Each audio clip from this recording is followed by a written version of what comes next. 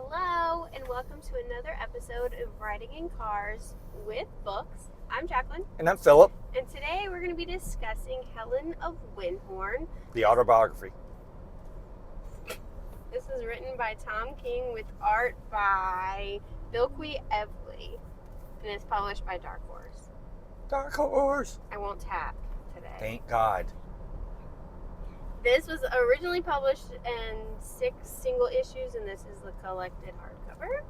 So we're going to be talking about the full story today, and let me tell you a little bit about it. Please do. Following the tragic death of her father, C.K. Cole, the esteemed pulp writer and creator of the popular warrior character Othan, Helen Cole is called back to her grandfather's enormous and illustrious estate, Wyndhorn House. Scarred by Cole's untimely. It's ultimately death. Ultimate death. Okay, let me start over. Scarred by Cole's untimely passing and lost in a new, strange world, Helen wreaks drunken havoc upon her arrival. However, her chaotic ways begin to soften as she discovers a lifetime of secrets hiding within the myriad rooms and hallways of the expansive manor. For outside its walls, within the woods, dwell the legendary adventures that once were locked away within her father's stories. Say it isn't so. Yeah, she learns the house really well because she hides all the wine. It's true. She gets locked out of the cellar, but she had already hid wine all over the house. She's pretty resourceful for a 16-year-old. Yeah, she's 16. She just lost her father, and She does get older as the book goes on. The whole book doesn't take place. It takes place in like 5 years. Yeah, I would say. it's a fairly long time. We don't really get into the whole time period of the book, but it is definitely You can see her growth, not just in like her character design, but her maturity as well, I think. Yes, I agree. But bright light. What did you think of the book? I enjoyed it. I liked it a lot. It was beautiful. I haven't read Supergirl World of Tomorrow yet, but that is the same artist. Same team. I'm talking about the art. Yeah. The art blew me away. It was so like mesmerizing and beautiful. At the end of each chapter, it's like a full page spread, and I would just sit there and stare at it. I was like, this could be really expensive art in a museum. I was kind of shocked that they didn't go through and make lithographs of those pieces because they're all pretty amazing. They're all amazing. Yeah. But the storytelling, I'm going to show you. This is the page at the end of chapter 1. I don't know if you can see it because I'm hiding my face. But she's got her wine bottle and her sword. And the first fantastical creature that they see. Well, actually, the second. There's lots of creatures. The second. Anyways, the storytelling in this is so complex and layered. It's amazing. Yeah, basically it kind of takes place in our world, but there's a doorway into Narnia. I think the easiest way for me really to describe it was like Warlord of Mars-ish. That's kind of, I know that's not what you mean, but you may not know that, but I know it. Other people may know it. There's all that warlord stuff that goes on in this other realm, in this other mystical realm that they can go into and travel to. Yeah. But Helen didn't know any of this. This is stuff that she had to learn. She just thought all these stories that her father had were stories that he had made up. But they were basically, he just needed to get it out because of... Clearly the stories drove him to madness. Well, we find out what's ended up driving him to madness near the end. Yeah, her father kills himself and she finds him, right? Yeah, that's how it starts, and then she basically goes on a drunken stupor. Not that she wasn't already a drunk at 16, because evidently her and her father used to drink together. But there was a lot of family issues there. And the grandfather doesn't really help things either because he doesn't know how.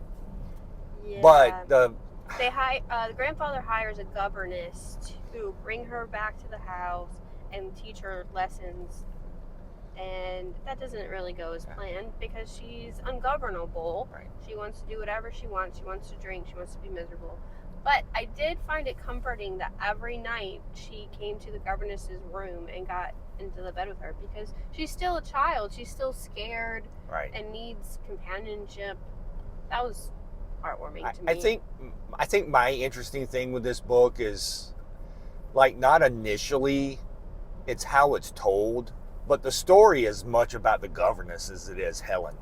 The governess, in a way, is the one telling the story. It is, but her growth also. Yeah. With the handling Helen and handling even the grandfather. Yeah, she wanted to just follow the rules and do her job, but then she became more. More than that. Yeah, she definitely became more than that. And I think the one interesting thing with this book is there's stories within stories in this book. Mm-hmm. And so I think they play that off well. Because, yes, the governess is the one actually telling the story. There is a bit near the end where it's actually Helen talking, because she's telling these stories to the governess. Yeah. Or a letter to the governess. Yeah. Ooh, the sun is finally behind us. But storytelling, the art is amazing. The fantasy elements were really interesting because there's like swords and creatures and gods, and who Helen really is. We find out more of her like family lineage. Correct. I still don't understand why the grandfather is so standoffish, though. He was just because he found the one thing in his life that he liked, and everything else was just an impediment to that. Yeah. Right, and so it's. If you couldn't help him for his cause, you were useless to. I don't want to spoil. I think the thing that we find out at the end is what ruined the grandfather and the father. I think because it made it seem like the grandfather and the father, which was his son, had these adventures together in this land, and then something bad happened. And when that bad thing happened, the grandfather cut himself off from everyone because that's what his son did, or Helen's father. Mm-hmm. And I think that one incident is what turned it. I do not think the grandfather was a bad person. They just both let tragedy ruin them. Yeah. And basically, then they tried to hide it from Helen. And by hiding it from Helen, it basically started ruining her.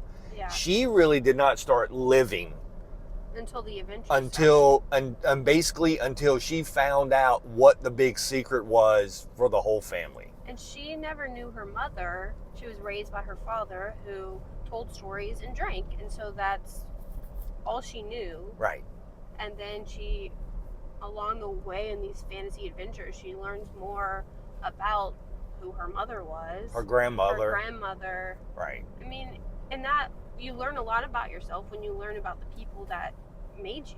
Correct. So it's a very complex and layered story. But if you want a down-to-earth fantasy book, I think this is 100% the book for you.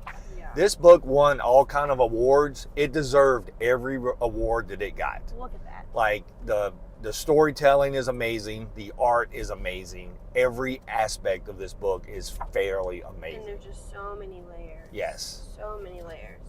And some of the stories actually told from historians that are trying to piece Helen's story and Cole's Helen's father's story together, yeah. Which is also fairly interesting because that ends up driving some of them mad also.